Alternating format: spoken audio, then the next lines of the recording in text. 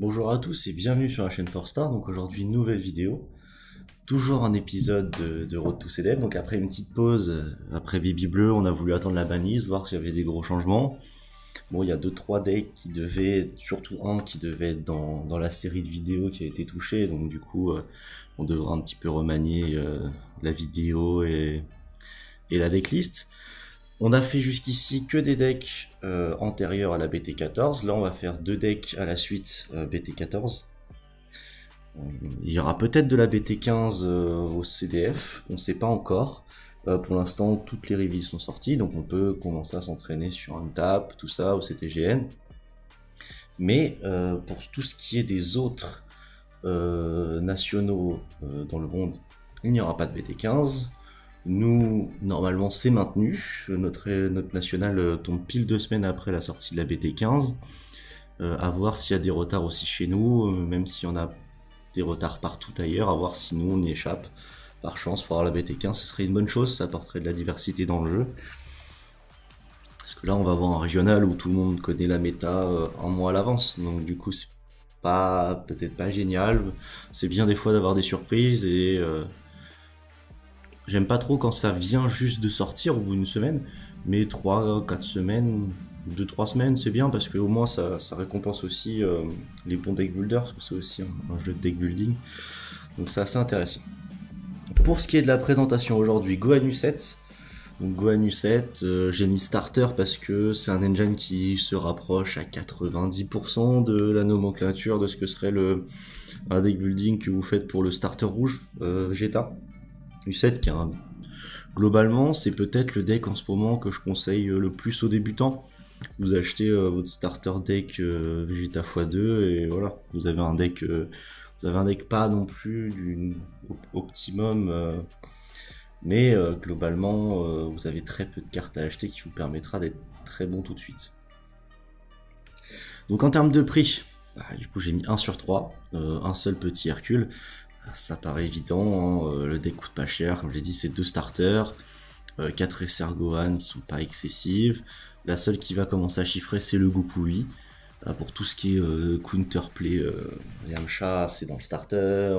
Maintenant, des doubles frappes, ça coûte pas cher. Présence majestueuse, c'est un contre SR, mais comme il a été print en SPR et en SR, c'est pas non plus le truc le plus excessif au monde à obtenir. Le Bardock Espace-Temps, vous pouvez passer à 2 MS6 qui sont pas si chers que ça.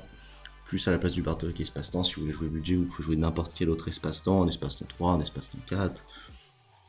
Il y a de quoi faire, essayer de trouver un truc qui soit un bon finish. Donc par exemple, le Mira Espace-Temps 7, vous payez 1, vous piochez 1, il a double frappe, puis 30 000.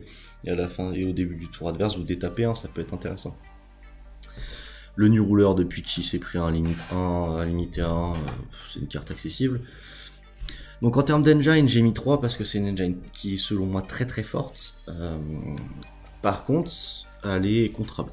C'est-à-dire que si pendant le tour adverse, tu tapes Unisson et que pendant ton tour tu l'empêches de taper, ça veut dire qu'il n'a pas de phase de combo et du coup tout le CA du deck le deck est un peu freeze quoi. Tu vas totalement bloquer sa stratégie et tout ce qui fait son deck, c'est-à-dire là où il gagne du CA, c'est les phases de combo. Tu lui prives de ça, il est pas bien. C'est pour ça que notamment je trouve ça important de mettre l'unisson Piccolo qui fait piocher 1, même si c'est peut-être pour certains moins rentable que celui Freezer. Ce que j'aime bien dedans, c'est que si tu te fais vraiment stall dans ta stratégie de phase de combo, et ben à chaque fois qu'on va faire un contre, et ben ils veulent le payer. On parlera un peu plus précisément de cette carte plus tard. Donc en termes d'orientation, c'est plutôt mid-range, il n'y a pas d'ultra aggro. On peut organiser le deck de manière un peu plus aggro par rapport à cette decklist en rajoutant par exemple du Gohan qui est dans le starter deck pour avoir un éveil T2 assez agressif. T2 on peut avoir jusqu'à tap leader, tap unisson, tap Gohan pour 1 et tap Vegeta crit si on a ce qu'il laisse en main. Donc ça peut être très intéressant, hein, ça fait déjà un gros tour de push, tu peux passer à peu près de cette manière à peu près n'importe qui à 4 PV dans la méta, donc ça peut être une bonne chose. Si tu startes bien sûr, si tu startes pas, il y a des decks, un qui sera très présent au CDF, il fait topo, et du coup tu joues pas. Voilà, ça existe aussi. En termes de free slot, je trouve qu'il en a pas mal. Là on voit, on voit qu'il prend cette place par rapport à ma decklist, hein, donc ça reste que mon avis. J'ai mis beaucoup de double frappe parce que j'aime bien le play dans ce deck là. Mais il y en a 2 à peu près à lock, donc il y en a une en rage. Je mets 3 espaces-temps, vous pouvez jouer qu'à 2 si vous libérez un espace. Je mets le Goku B01, c'est un choix perso. Je mets le Vegeta en one-off parce que c'est une carte que j'adore. Mais vous n'êtes même pas obligé de la jouer. Le Vegeta crit, vous n'êtes pas obligé de le jouer du starter. Je mets 6 contre 3 de chaque, vous pouvez mettre que 2 Valiant 13 par exemple, ce qui vous fait gagner des places main deck. Globalement, le deck a vraiment 10 free spots. Après, c'est pas. Il y a des free spots un peu plus. Il y a des decks qui ont beaucoup de free spots. Il y en a qui ont 40 free spots pour mettre du good stuff. Après, là, votre unisson, c'est du good stuff. Sur la méta actuellement, j'ai même envie de dire que le Gohan T1 et le Goku Wii, qui est un finisher, sont vraiment en ce moment des vraies cartes de good stuff rouge à part entière. Donc, pourquoi s'en priver, quoi? Pourquoi s'en priver? Le New Ruler est là. Les seules choses qui sont véritablement d'engine, c'est la skillless et c'est les 2 androïdes qui vont piocher quand tu fais skillless. Pour le reste, ça reste du good stuff qu'on peut voir dans le rouge en général et pour les espaces-temps qu'on voit dans le jeu de manière globale, quoi. Et surtout pour double frappe. Voilà, je mets 3 double frappe parce que ce que j'aime bien dans le rouge, c'est que ta double frappe, tu peux la charger. Donc c'est pas une main morte, c'est intéressant. En termes de capacité de side, du coup, je la trouve bonne, voire très bonne, parce que je trouve que le rouge a une très bonne capacité de side. Ça n'a pas des réponses à tout, ce qui est normal, hein. Le rouge n'a pas non plus des réponses à tout, il y a des couleurs qui s'en sortent mieux, mais pour moi, le rouge a des réponses à tout type d'attaque, de par surtout quand ton leader est Saiyan rouge, tu as des réponses à tout type d'attaque avec bien sûr le fameux distingo, présence pour les boards fournis avec des battles qui ont 15-20 000 de puissance, ou qui ont des 15 000 dual par exemple, réplique, et Valiant 13 pour tout ce qui dépasse les 20 000 de puissance. Si l'adversaire a un deck où il tape avec très peu de battle, mais un haut coût de puissance, Valiant 13, vous en avez 2-3 main deck, vous pouvez en rajouter 1 ou 2 post-side. Voilà, l'affaire est close.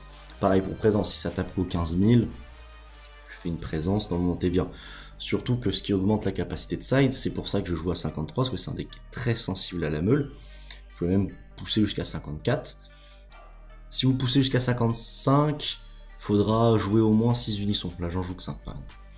Mais c'est vraiment un deck qui est sensible à la meule, et c'est surtout un deck qui pioche tellement énormément que du coup votre side vous allez le toucher, et ça c'est très important dans la capacité de side, parce que par exemple je prends Cell Surge, il a une bonne capacité de side puisque son effet non éveillé c'est que tu peux tuto n'importe quoi, mais par contre le problème de Cell Surge c'est que ok il a une très bonne tutorisation mais il pioche pas tant que ça, du coup Gohan t'as vite touché 25 cartes de ton deck, T4 quoi.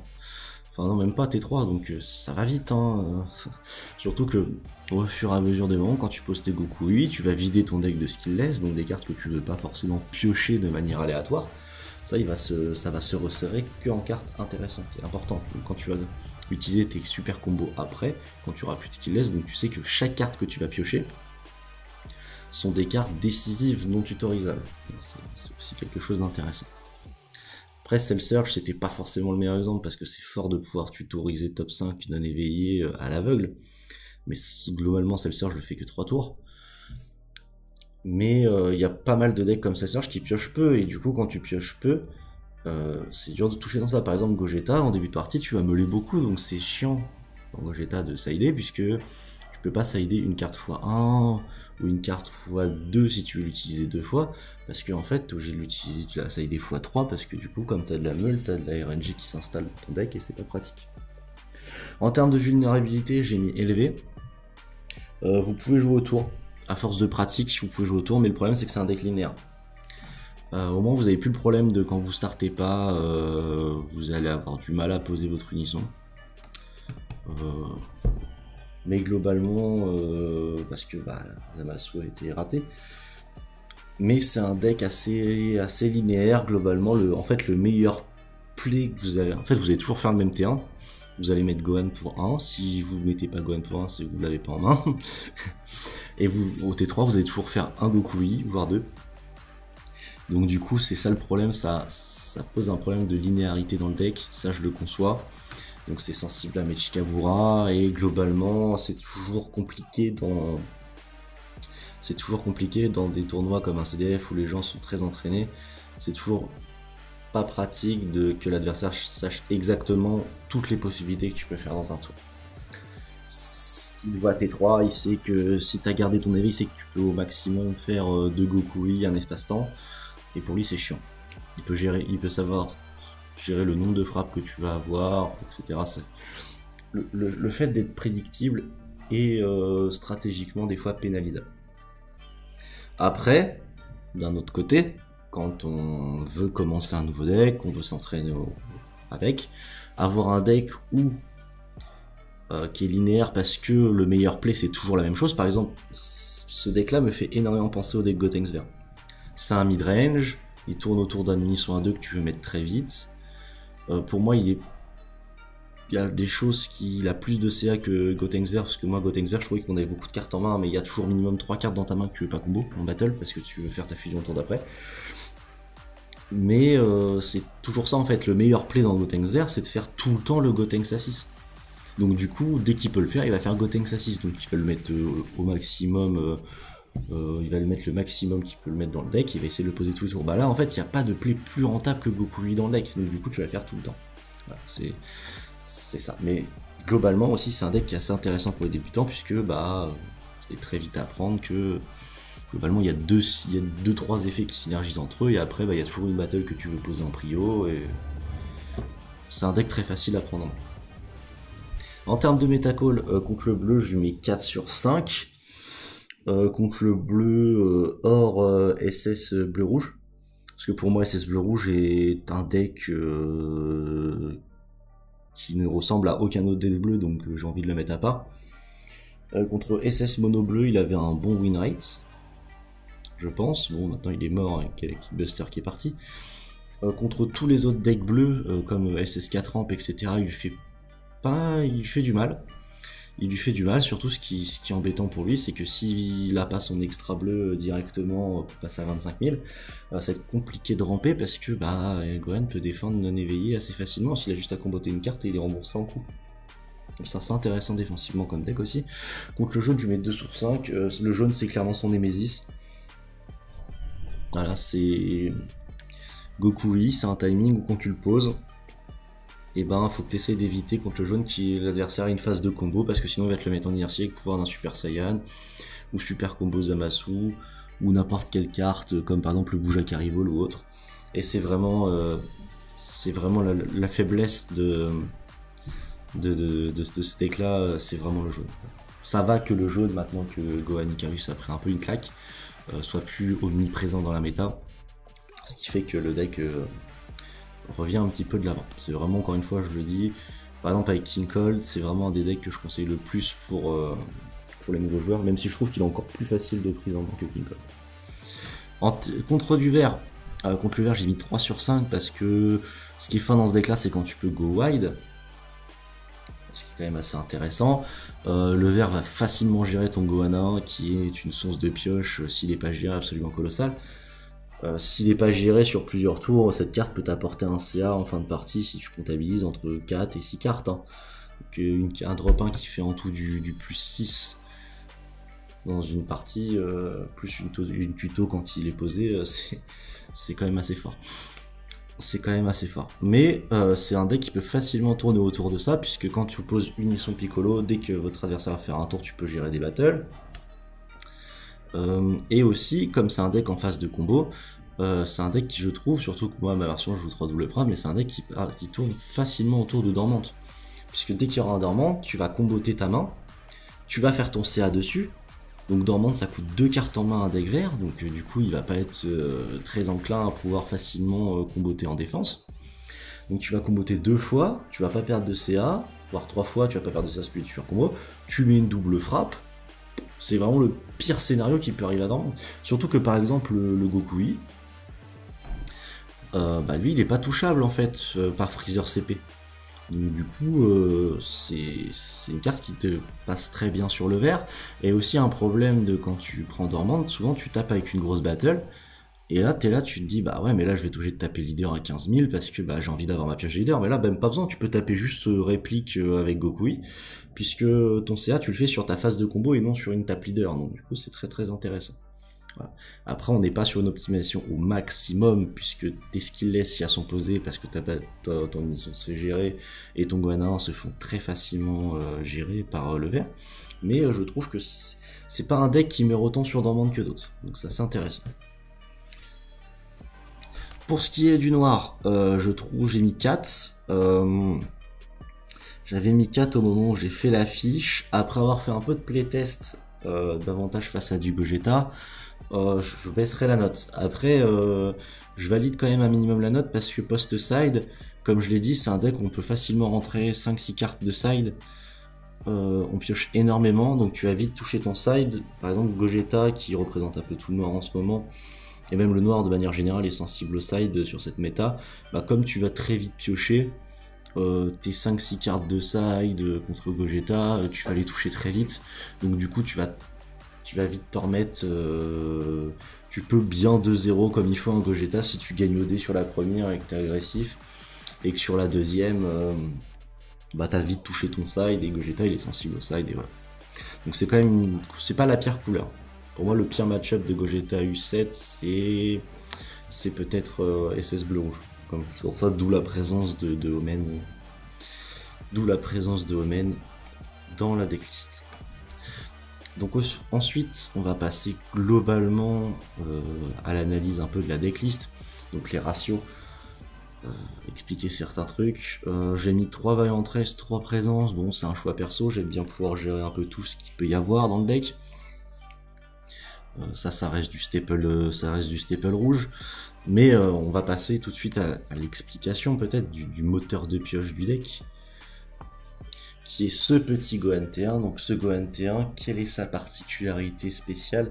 C'est de, comme je l'ai dit, quand on le joue, déjà tu fais un tuto top 5, tu vas chercher un U7 qui a un coup de 4 au moins, donc ça peut être super combo, ça peut être le Gokui qui est en boss monster, et un unisson d'un coup de 2, donc t'as 5 unissons d'un coup de 2 dans le deck, donc t'as le Piccolo, et j'ai mis un Freezer parce que c'est intéressant contre la meule, parce que ça permet de remettre les skills dans ton deck, et du coup, voilà, c'est un moindre mal contre la meule, parce que, comme je l'ai dit, elle est très sensible. Et son deuxième auto, donc limite 1, donc tu peux résoudre une seule fois cette auto par tour, donc peu importe de se dire, tiens, je vais le combo, je vais en jouer un autre, comme ça je peux refaire cette auto-là. Non, c'est une fois par tour de tous les exemplaires de cette carte. Donc si votre leader est rouge, quand tu utilises une carte de combat exclusivement rouge dans ta zone de combo, tu pioches 1. Donc ça permet de... Comme en plus Gohan, on a un deck où il faut comboter pour piocher, à chaque fois que quand tu vas comboter ta première stylesse dans le tour, tu vas piocher 2. Si t'as pas résolu l'effet de ton leader en premier. Donc c'est assez intéressant.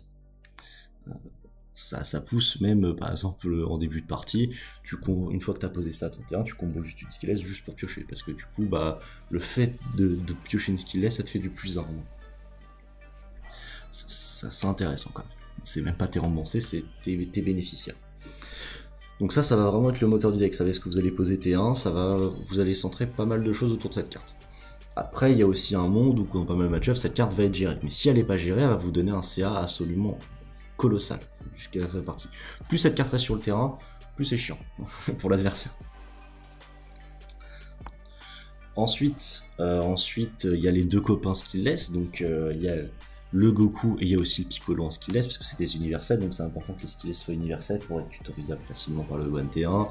Pour piocher sur l'effet du leader, ce serait dommage de mettre une skillless qui n'est pas universelle quand même. Par mes connaissances. Et le C17, et il y a également le C18 que vous avez vu dans l'ADL qui est x1. Donc c'est des cartes qui sont assez intéressantes parce qu'il y a combo avec le skillless, et ça synergise totalement avec le boss monster, le Goku, oui, que j'expliquerai plus tard. Donc ce C17, c'est comme le C18, ils ont le même effet en phase de combo, parce qu'après vous n'allez jamais les poser. Hein. Donc quand vous combotez cette carte là, et que dans votre zone de combo il y a uniquement une skillless rouge, du coup tu pioches 1. si ton leader a U7. Donc c'est assez intéressant parce que tu vas piocher, tu vas comboter la skillless, tu vas piocher sur l'effet leader, donc tu es remboursé de ta combo. Si tu as le Gohan sur le terrain, tu vas piocher 1 de plus, donc tu fais du plus 1 en CA. Tu vas du coup comboter ce C17 ou ce C18, tu vas repiocher 1. Donc du coup t'as comboté 2 cartes, t'as pioché 3, et t'es déjà, si tu tapes leader, t'es déjà juste à 25 000. C'est pour ça que je vous expliquais que contre dormante c'est pas mal, hein. T'as juste à rajouter une double frappe et c'est ok. Et après directement ça va pouvoir te donner accès à ton Goku Ui parce qu'il y aura besoin de 2 cartes rouges en phase de combo. Donc tu vas faire à chaque fois pour l'instant, on est sur un deck qui fait du CA équilibré, donc du 1 pour 1, ou du CA positif sur chacune de ces actions. Donc c'est pour ça que vous allez avoir beaucoup de cartes en main, et aussi vous allez avancer très vite dans votre deck, vous allez toucher beaucoup de cartes, et aussi, comme je le répète encore une fois, être sensible à la meule, mais vous allez toucher beaucoup de cartes. Donc c'est typiquement le genre de deck, quand t'as 14-15 cartes en main, qui est assez intéressant pour des joueurs casus, ou des gens qui veulent... qui jouent pas souvent au jeu, et qui veulent s'amuser en local, parce que là t'es face à un deck qui est assez marrant, qui est thématique, l'univers 7 c'est un thématique qui aime bien les gens, qui est assez linéaire, donc facile de prise en main, puisque le play, t'as juste globalement 3 plays dans le deck à connaître, 4 plays dans le deck à connaître, et il coûte pas cher, donc vraiment foncez si vous êtes un joueur occasionnel ou si vous êtes un joueur débutant, c'est vraiment un très bon deck sur lequel se tourne. Donc ensuite on va passer à un autre moteur du deck, en plus du T1, ça va être l'unisson. Donc moi je choisis l'unisson Piccolo parce que comme je vous ai dit, son auto est assez fort, dès que l'adversaire fait un contre, tu peux gérer des battles, c'est un deck qui je trouve manque de board removal, c'est pour ça que par exemple j'ai mis 2 MS6 dans la DL. Son plus 1 c'est piocher 1. Le freezer va faire piocher pendant le tour adverse puisqu'il va comboter une skillless depuis sa drop et vous allez piocher 1 avec l'effet leader. Si il y a le Gohan sur le terrain vous allez piocher 2. Après c'est pas du même CA. Il fait du CA parce que tu vas trigger l'effet leader sans comboter de ta main, donc c'est cool. Donc tu vas faire du plus 1. Mais moi je préfère faire du plus 1 avec King Piccolo pendant mon tour et avoir son auto qui est assez intéressant. Après, l'auto freezer il est cool aussi parce que si tu vas faire un spirit boost avec le leader, bah, c'est quand même bien sympathique de pouvoir poser un Vegeta crit et de pouvoir mettre moins 10 000 à une battle adverse pendant ton tour. Parce que c'est un leader aussi... c'est un leader qui est intéressant. Ses effets, c'est que tu combos dès que la première fois que tu poses un U7. Et éveillé, tu peux faire Spirit Boost 1 quand tu combos pour la première fois de ce tour un skillless. Faut faire attention parce que si tu as comboté une fois et que tu l'as pas fait, bah c'est fini pour le tour. Si tu enlèves un marqueur à ton unisson, la skillless gagne plus 6 qu'à combo. Donc c'est fort en défense pour un marqueur. Tu transformes une skillless en 11 000 de combo, ce qui fait 15 000 en défense. Donc c'est assez fort. Ça permet de gérer plein de choses. C'est vraiment un deck qui a une capacité de main assez impressionnante. Défensivement avec Gohan vous êtes très fort. Si vous contre un deck qui go pas vraiment tôt, là 30 000 et tout, quand vous faites votre présence avec la main que vous avez, ça va être dur de vous tuer. Ça va vraiment être très très compliqué. Et enfin pour clôturer les cartes de ce deck, on va passer au fameux Goku Ui. Donc le Goku Ui, excellente carte, un très gros boss monster, une staple rouge à l'heure actuelle. Donc son activation combat, j'en ai déjà parlé en parlant de la skillless et de son copain Android qui permet de piocher tout le temps encore et encore. Quand vous avez 2 cartes mono rouges en zone de combo pour 2 énergies rouges, si vous avez 3 énergies vous pouvez le poser, vous choisissez de mettre plus 5000 à une de vos cartes rouges. Donc l'idéal c'est de le mettre à lui parce qu'il a dû à l'attaque. Voilà, c'est comme Senzu, comme il tape 2 fois, vous lui rajoutez 5000, mais en termes de ressources c'est 10 000. Voilà, Senzu c'est pareil, vous rajoutez plus 5000 pour une carte en main, mais à chaque fois que votre adversaire va attaquer, ce 5000 en termes de ressources il se transforme en 10 000, s'il attaque 3 fois en 15 000, s'il attaque 4 fois en 20 000. Donc c'est assez fort. Et son auto, quand il va taper, donc il attaque, quand il va taper, vous allez chercher une seule fois, donc la première frappe, vous allez chercher une skillless dans votre deck, vous l'ajoutez à votre main, et il s'ajoute à lui-même 5000. Donc ça c'est intéressant. Autre effet bien sympathique, c'est son permanent, si pendant son tour, il ne peut pas être remove de votre zone de combat. Donc ça c'est fort, donc il peut pas être mis KO, il peut pas être warpé, il prend rien. Globalement il prend rien. Et ce qui est assez intéressant, c'est que c'est même pas un auto de l'activation principale, c'est qu'il peut pas être remove jusqu'à la fin du combat. Il peut pas être remove en permanence, c'est-à-dire toute la partie. C'est-à-dire que tant qu'il vous gérez pas pendant votre tour, vous allez avoir un truc qui est imbougeable sur le board adverse toute la partie. C'est compliqué quoi. C'est vraiment très très compliqué. Donc il est assez fort, c'est 30 000 répliques pendant le tour où il arrive, ça fait peur. 25 000 s'il fait un autre tour, donc s'il fait un autre tour et que vous prenez un 25 000 répliques, en termes de ça coûte, alors que votre adversaire n'a même pas payé et qui vous fait tuto 1, en termes de ressources ça fait mal. C'est une carte qu'il faut très vite gérer. C'est en ce moment dans la méta, si vous n'avez pas de quoi enlever ce genre de carte sur le terrain adverse, si vous tombez face à un Gohan U7 qui sera je pense présent en CDF, vous allez passer un sale moment. Et enfin l'alternative, parce que j'en ai parlé, c'est une one-off, hein. Elle est beaucoup moins forte parce que celle-ci a déflexion. Il a même pas unique, hein, donc lui vous pouvez bourrer comme vous voulez avec lui. L'alternative, je vous ai parlé, ça va être ce petit Goku B01, donc je le mets x1 parce que je l'aime pas tant que ça, je vais vous expliquer pourquoi. Ce petit Goku B01, donc que vous connaissez, que par exemple dont a parlé notre cher Quentin Écroard dans son live, parce qu'il a fait un live après un sondage pour savoir si elle s'élève, donc je vous conseille d'aller sur sa chaîne Twitch Darkou pour voir ce petit résumé. Il a accompagné Guillaume Bouin et Sébastien Brulon, donc ils ont dit des choses assez intéressantes. Cette carte là est assez intéressante quand tu prends Mechikabura ou que tu vois que ton adversaire par exemple peut gérer contre le jaune. Cette carte est un peu plus intéressante déjà que Gokui, parce que il prend pas pouvoir d'un Super Saiyan, il prend pas Zamasu si t'as pas de quoi taper un unisson pour empêcher une phase de combo. Cette carte est une très bonne alternative pour entre guillemets les faiblesses de Gokui, donc pourquoi pas en mettre une deuxième en side. Mais moi je la mets juste x1 parce que ce que j'aime pas dans cette carte là, c'est qu'elle a pas déflexion. Cette carte là peut facilement être remove pendant votre tour. Elle est intéressante parce que c'est quand même une 25 000 double frappe. Voilà, parce que son activation principale c'est si votre leader est un Saiyan et que vous avez 2 sources d'énergie ou plus. Si t'as 2 skillless, tu peux la jouer. Donc t'as une 25 000 double et quand elle arrive, tu joues le skillless depuis ta drop et tu ajoutes plus 5 000 de puissance. Skillless qui a 2 ou moins. Donc du coup t'as 25 000 double et 25 000 simples. Donc en termes de présence de bande c'est intéressant. Après ce qui est cool c'est si jamais tu whiffes ton unisson sur ton T2 mais que t'as ta one-off en main de celle-là, ou T2, tu peux mettre de la pression. Hein. Tu mets un 25 000 double, une bonne skillless à 25 000, tu peux faire des trucs sympatoches. Hein. Pour moi c'est une bonne carte, elle a unique, elle a double frappe, mais elle a pas... Mais comme j'ai dit, elle a pas déflect, et cette carte-là est là pour créer la surprise, donc x1 c'est intéressant, post-side si vous savez qu'il y a un deck qui peut avoir de très bonnes réponses face à votre deck et qui peut vraiment vous lock, n'hésitez pas à en incorporer une deuxième, ça peut toujours être intéressant. Après je pense vraiment que le play Gokui est tellement fort contre tellement de decks que c'est vraiment le play que vous allez vouloir abuser. Cette carte là c'est vraiment une alternative, c'est un peu une épice, c'est quelque chose qui vous permet comme j'ai dit, de sortir du côté linéaire du deck pour créer la surprise. Mais c'est pas le play le plus opti de votre deck. Après il est très bon, moi perso je l'aime bien. Donc c'est à peu près tout, j'ai fait un gros récap, gros récap du deck. Je remonte une dernière fois ma decklist, donc n'hésitez pas à mettre dans les commentaires ce que vous pensez de la decklist. Donc je l'ai montée moi-même, hein, j'ai mis un Végéto Unisson parce que j'aime bien la carte et j'aime bien son -2 qui peut t'empêcher de prendre x10. Tu joues, tu fais -2, l'adversaire peut pas x10, l'adversaire peut pas topo.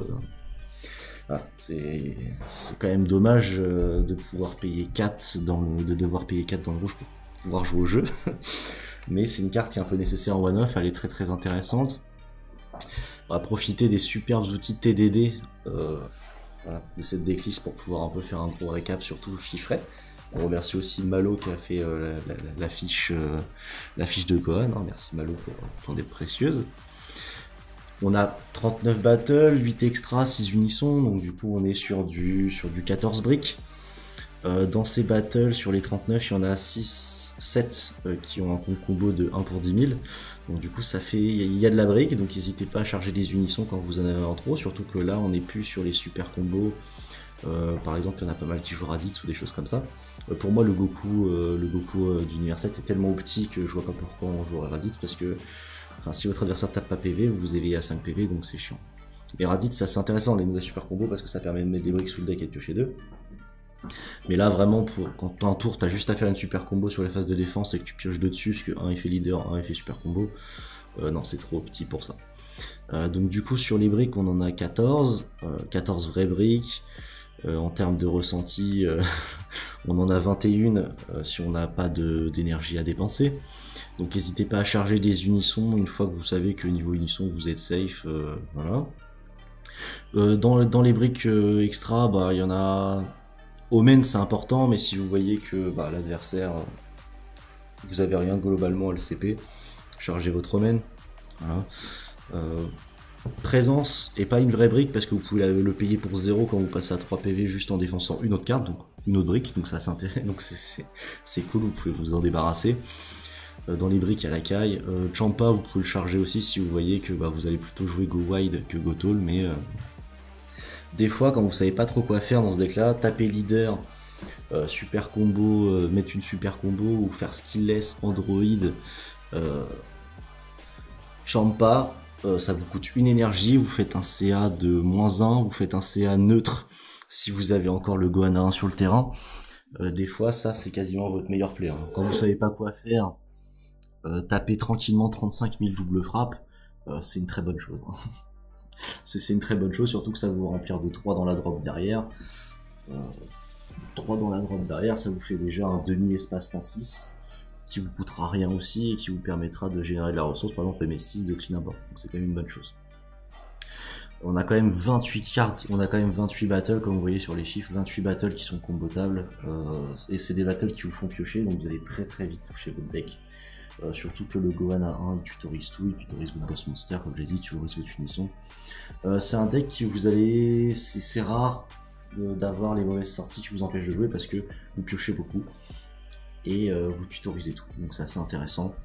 Le Vegeta Crit c'est pareil, hein, ça peut être une brique quand vous n'avez pas quoi combo. Il est quand même universel, donc des fois si vous avez trop d'énergie, pour 1, 10 000, vous piochez 1 si vous n'avez pas fait votre effet leader, donc c'est quand même une bonne carte.